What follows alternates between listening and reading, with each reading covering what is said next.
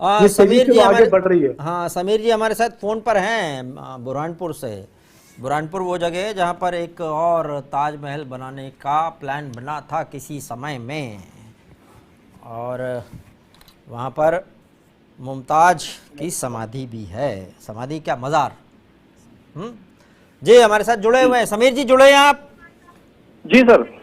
जी आप अपडेट बता दीजिए, हम भी वैसे बता चुके हैं एक बार, आप भी बताई दीजिए दोबारा, तो फिर हम आगे आगे बात करते हैं उसी पे। सर, बुरहानपुर की अगर बात की जाए तो बुरहानपुर में टोटल महापौर प्रत्याशी के लिए 7 कैंडिडेट खड़े थे, जिसमें से भाजपा ने 542 वोटों से विजय प्राप्त की है। अच्छा। भाजपा की माधुरी अतुल पटेल विजय रही। वैसे अगर देखा जाए तो भाजपा और कांग्रेस में कड़ा मुकाबला रहा, कांटे की टक्कर देखी गई, जहां एमआईएम के पार्षद पद के लिए एक खाता बुरहानपुर से खुला है।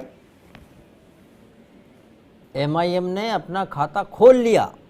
जी, पार्षद उसके लिए अपना पार्षद प्रत्याशी का।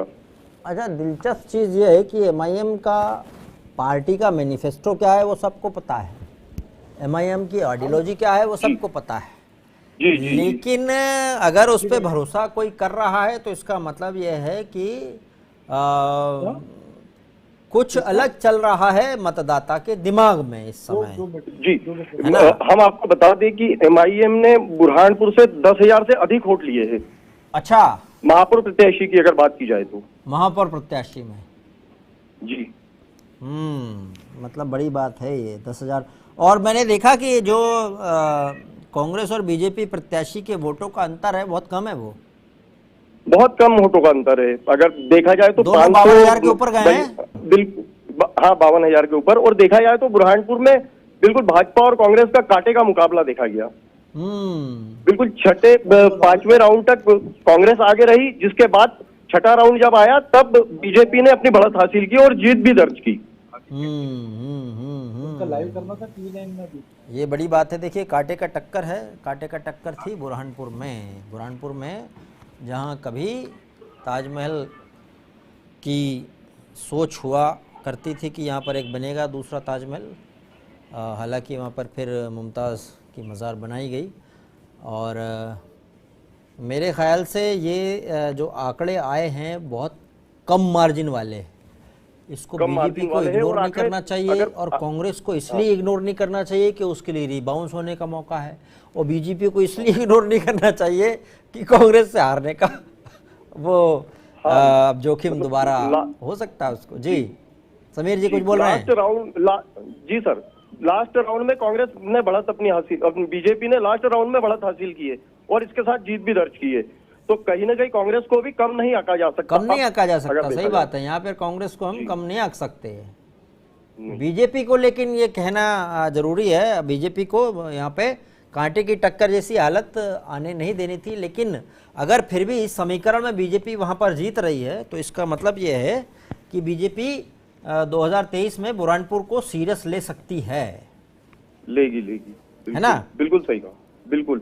थोड़ा बताइए और मतलब बुरहानपुर की क्या हालत है इस समय, बारिश की क्या हालत है वहाँ पे? अभी बारिश तो अभी 2 दिन से बारिश रुकी हुई है, लेकिन अगर हम मतदाताओं की बात करें तो जहां कांग्रेस और बीजेपी दोनों ही प्रत्याशी जब मतदाताओं से मिलते थे तो दोनों को ही मतदाता ने फटकार भी लगाई है। अच्छा। एक और बीजेपी के महापौर काजिब थे तो वहां सीवरेज योजना को ले लीजिए या जल आवर्धन योजना, जिसमें की सड़कें खोद दी गई और पहले ही बारिश में बिल्कुल कीचड़ हो गया और पानी रुक गया, लोगों को आने जाने में दिक्कत हुई, रोडों की स्थिति खराब हो गई। तो जिसको लेकर बीजेपी के प्रति लोगों में गुस्सा भी था, मतदाताओं में। और रही बात कांग्रेस की, तो कांग्रेस देखा जाए तो कांग्रेस ने भी 15 महीने की सरकार में बड़े बड़े वादे किए और कांग्रेस कुछ कर नहीं पाई, और अभी भी जिस तरह से होना चाहिए था तो कांग्रेस ने उसको भुनाया नहीं।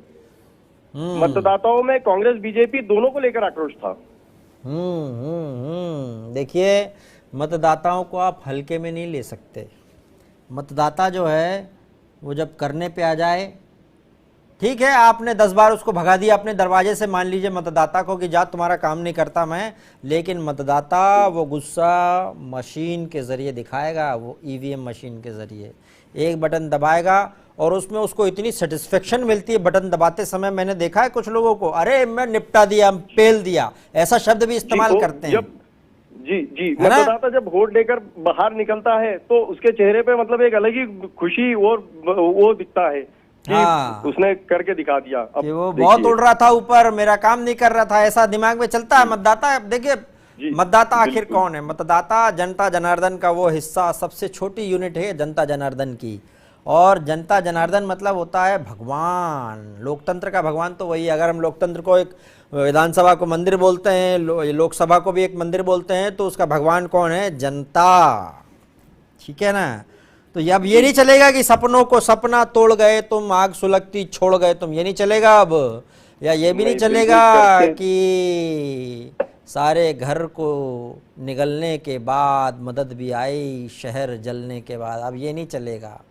जनता स्मार्ट है, बटन दबाएगी। ठीक है ना? वो बटन दबाएगी भी और नचाएगी भी। हाँ, कि वोट हमसे ले जाओ।